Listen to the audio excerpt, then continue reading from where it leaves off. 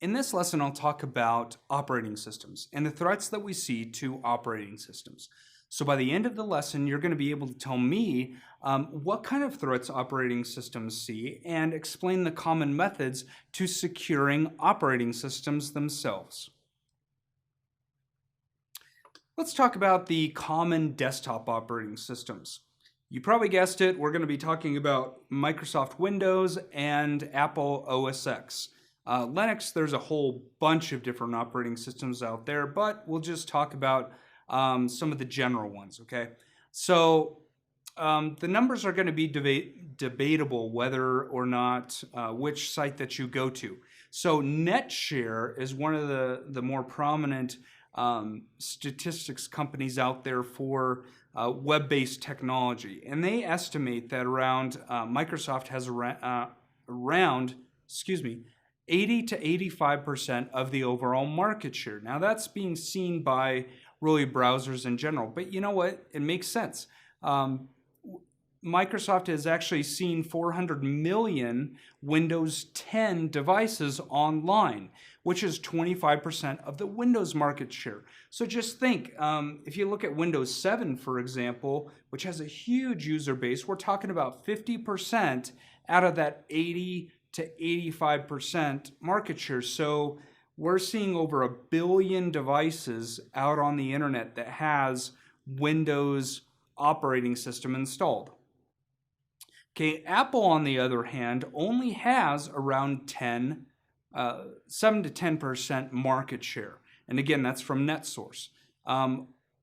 In 2017, Apple's CEO, Tim Cook, actually said, we've seen 100 million devices on Apple OS X, which is roughly 4 times the amount of Windows 10, or I'm sorry, 4 times less the amount Windows 10 devices out there.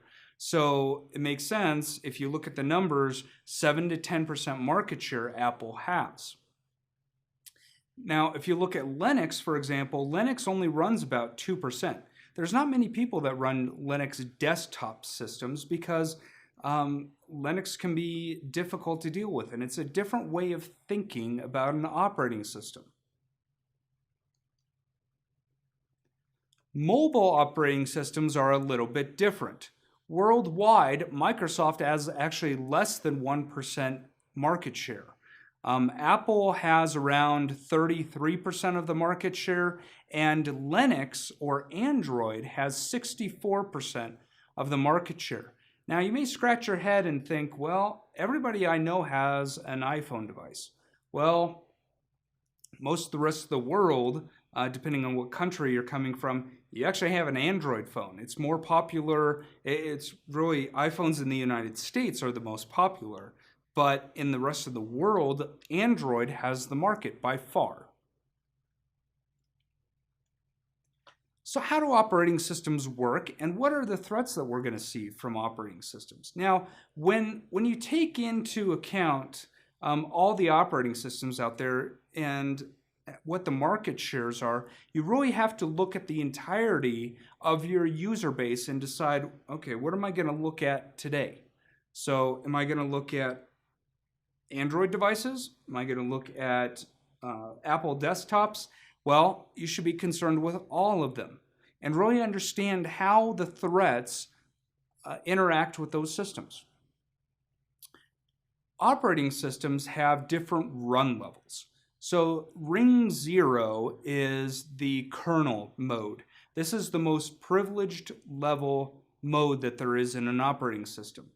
Ring level 3 is called the user mode. This is the least privileged ring level, or the run level. Some operating systems only have 2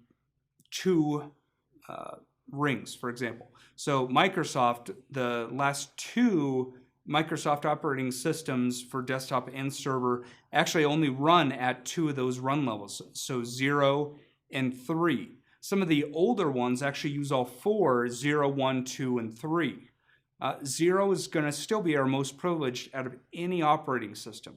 So when we run applications, we want to make sure we're running them as a user or a service and not as the system or kernel mode, because the kernel has the most access out of the entire operating system. Doesn't matter what operating system you're using, whether it's Apple, Microsoft, Linux, Android, iOS, whatever it is. You want to make sure user mode is what you're using. This is why we do not root or escalate privileges on our mobile devices. Because what happens when we root our phones is that it escalates the privilege of the user. There's vulnerabilities in any operating system, but let's talk about vulnerabilities in operating systems in a minute. Most vulnerabilities are in applications. However, there are some vulnerabilities in the operating system itself.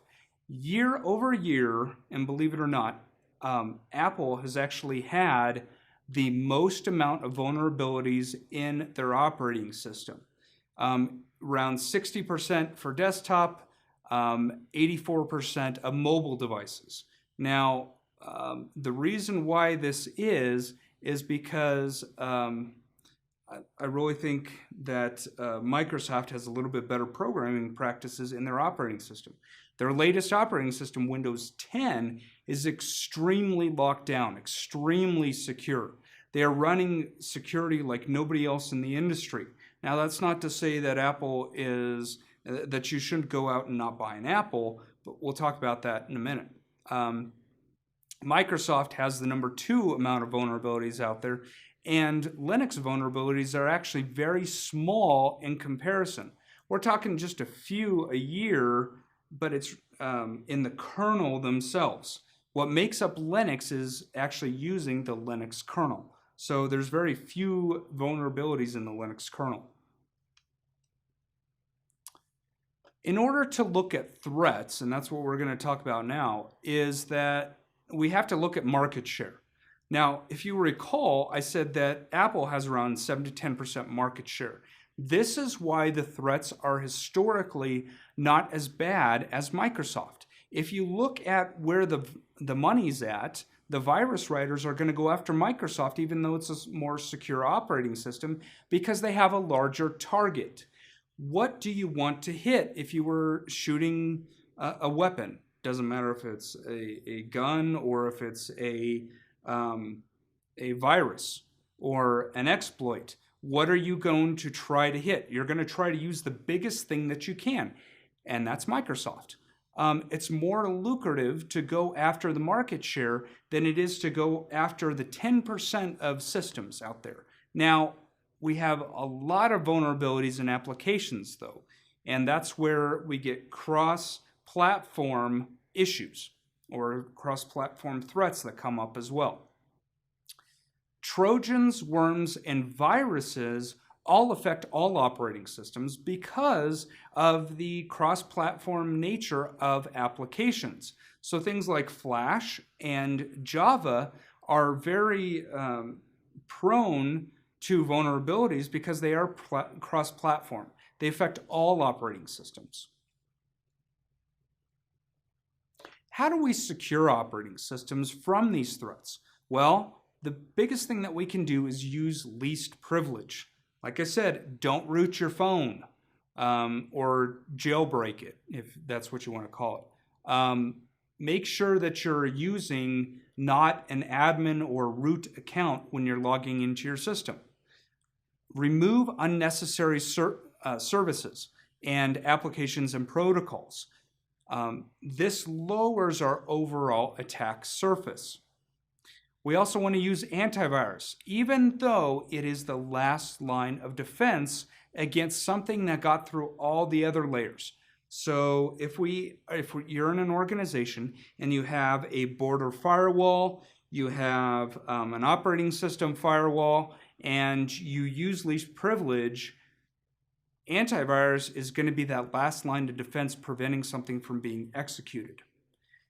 We also want to use best practices.